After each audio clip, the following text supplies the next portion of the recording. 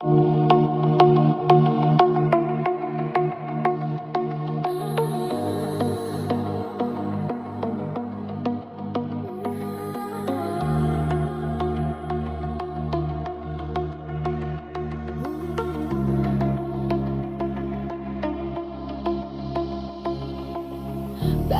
çok incitmişim sevdiğim insanları, belki çok aldatmışım can diyen cananları.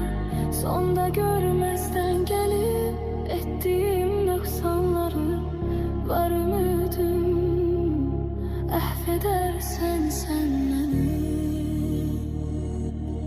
Bilmez idim dert verer derdimin dermanları, gün gelir pişman olur nefsinin kurbanları. Dünya taxtinden salar şahları sultanları, etibarsız dünyaya etibar etmek günahtır. İntihar etmek günahtır.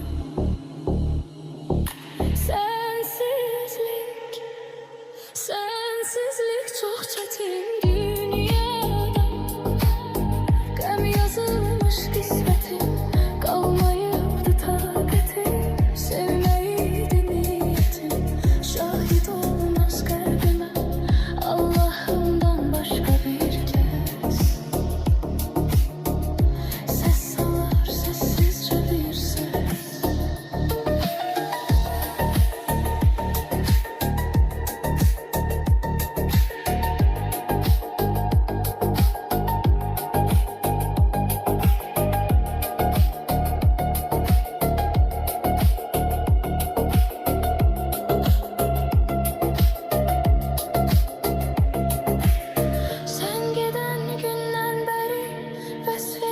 Sözler seni, ruhum ardıncan gelir, kölge tek izler seni. Aşıkın tenha kalar, her gece gözler seni. Hasretinle mahvedersen sen beni.